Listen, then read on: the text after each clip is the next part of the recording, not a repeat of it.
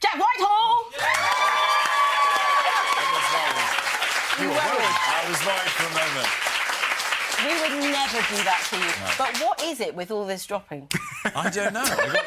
I got cut from Frozen, and then they made a Frozen 2, and I thought, well, here's my chance, and I'm not in that one either. I'm not in the first one. I mean, so, yes, I was cut from that, and then, yeah, the Brits. Yeah. I was going to be in the opening with Hugh Jackman, and then they heard my voice. And well, you said, were in the opening. Well, I was meant to sing it with him. No, there you are. Yeah. Yes, but that's not... I think your hand clapping is amazing. Is that a concentration face, Jack? What is that? It's a something face, yeah. I mean, look, I was told that I was going to be singing and opening the Brits with Hugh Jackman singing The Greatest Showman. Did you record a bit? No, they sent me off to have my voice assessed by a vocal coach, and then I turned up to the first rehearsal, and I was like, OK, so where do I start? And they went, you're going to be a dancer now. You're not singing, because they'd heard my voice, and it had been assessed that my voice wasn't strong enough to... You did that like you had just heard that news. You were angry with the fact you'd been dropped. I was devastated. Yeah, I brought it into the performance. But you feel so bad about it that you had to bring The Greatest Showman on your tour, isn't it? Yeah. So my tour starts with the big Greatest Showman opening without Hugh Jackman. Exactly. It was unavailable. So we got rid of him, and it's just me and a load of dancers. It's fun. It's a really, like, big, silly opening to the stand-up show. You are such a busy man. We'll talk about the tour in a sec, but also you've got a brand new film out, Jungle Cruise, which I feel like you've been promoting for a while. It takes ages for them to come out. Yes, and also, as we've found out, sometimes you're not in them when they actually come out. So it's been a very dangerous and very long game that I've been talking about this film loads, and then it could come out, and it could be another Frozen situation. Well, I'm not in it. But listen, funny you should say that, because we've seen the trailer... And I don't speak in the trailer. We're not sure if you're even in it. I know. Let's have a look at this. Look at this. It's terrifying. We're headed upriver to Lagrimas de Cristal. We must secure our travel. Come on. Hello? Not a good time. My brother and I are looking for passage upriver. Please go away. Did you see him? Did you see him? Guys, you know it's good when a parrot has more lines in the trailer. Let's take a look at it. Let's rewind it and just have a look for Jack. There we go. Let's see if we can see him. Rewind. Wait. There. Lovely. There. Looks very smart. Thank you. Thank you very much. I thought you were brilliant. We actually worked out that it's 24 frames you're in shot for. Do you get paid by the frame in Hollywood? That's 24 more than Frozen. Yes. Let's look at that. For every cloud, you get to work with The Rock, who you completely love, don't you? Yeah, I love The Rock.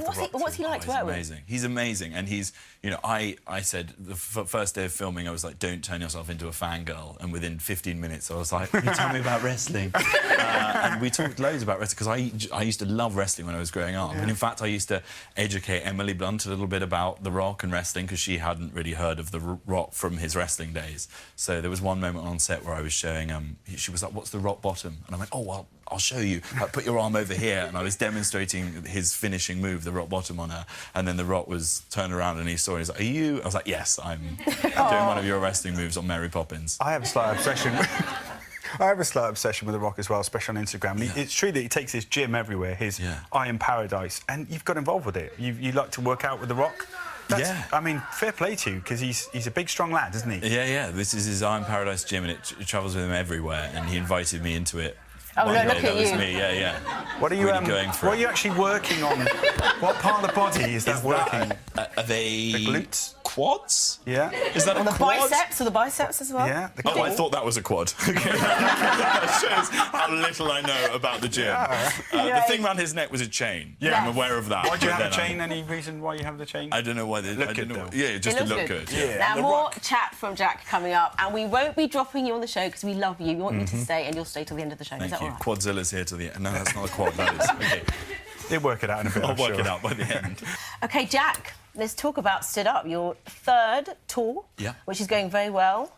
And what's the theme? Where are you going? You started in November, but you're off to Leeds tomorrow, but you're all over the country, aren't you? Well, yeah, all over the country. Leeds tomorrow, and then I finish at the Wembley Arena. I've just added some dates in January, so pushed it into 2020. But you actually don't finish there, because then you go to the other side of the world as well. Never and then I've added Australia as well. Why not? You add all these dates before the tour starts, and then it starts, and you're like, oh, this is never going to end. It's quite nice, but it's nice, Jack, though, when you know that people want to see you, they're buying tickets. Amazing. You know. Yeah, it's amazing. And honestly, like, being able to perform in front of that many people just remains as humbling as it always has been, and it's so exciting that many people would be willing to come out and watch me tell jokes. It's a real show as well, though, isn't it? Because you're doing your comedy, but there's a bit of singing, dancing, all the things that you weren't allowed to do as a child, you're now doing on tour. Or on the Brits. Yeah, exactly. Well, I love doing that, and I love putting on a bit of a show, and also because this tour has fallen when it's fallen in December, the last 10 minutes of the show are pure pantomime.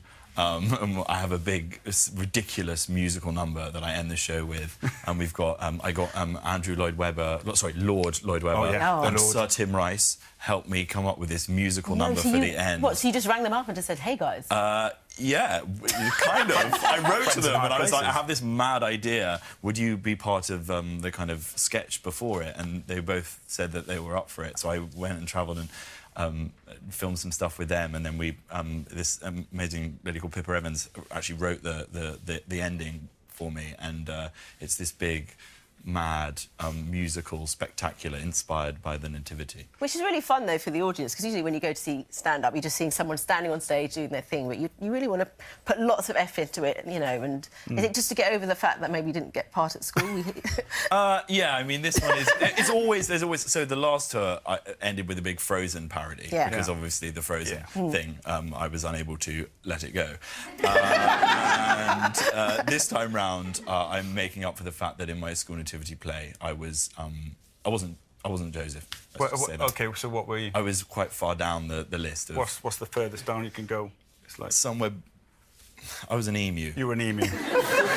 Don't laugh. It was great. I was a brilliant emu. I gave it my all. Does the emu sing on tour as well? The emu gets its moment to shine, because let's just say in the actual school nativity it didn't. Okay. And it was kind of, you know... Okay, it was one of those school nativities where they just let anything into the barn. I know what you mean. And you're next to, like, a lobster in Sonic the Hedgehog. And it looks like the crowd at the darts. And you're like, this is not a proper nativity. But also, when you're an emu and you know that it's a nativity... And the nativity was set in Bethlehem, which is the Middle East. Emus are native to Australia, and they can't fly. Yeah. So it's the most insulting part you could possibly get given. OK. So I'm hoping... But it's fine, I'm over it. No, I was going to say, I'm hoping this tour will sort this out. Okay. But do you know what lots of people love is the relationship with your father, Michael. It's beautiful that, you know, that you want to be with him and you... What are you laughing for? I mean, it just makes money, really, isn't it? Don't be so cynical. But a lot of people think that he's not actually your father. What? He's an actor. This is turned into the Jeremy Kyle show. You're going to bring out a DNA test. I knew Nigel Havers was my dad. Well, we know he's your dad. We've got photo evidence. Look. No, some people do think he's an actor. And so, yeah, I mean... That is such a cute picture. It's Look at you both in your That's bow the proof, ties. yeah, It's very cute. Look at that. No, it's great, and it's great that we get to work together, and it's great that people know him as a kind of character, and he's a big character in the stand-up show. You know, there's a lot of jokes about him and a lot of stories about us travelling around the world.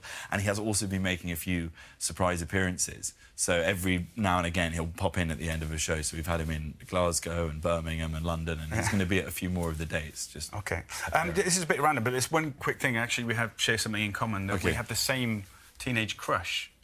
Which is... Who do you... Michaela Strachan. Michaela Strachan, yeah.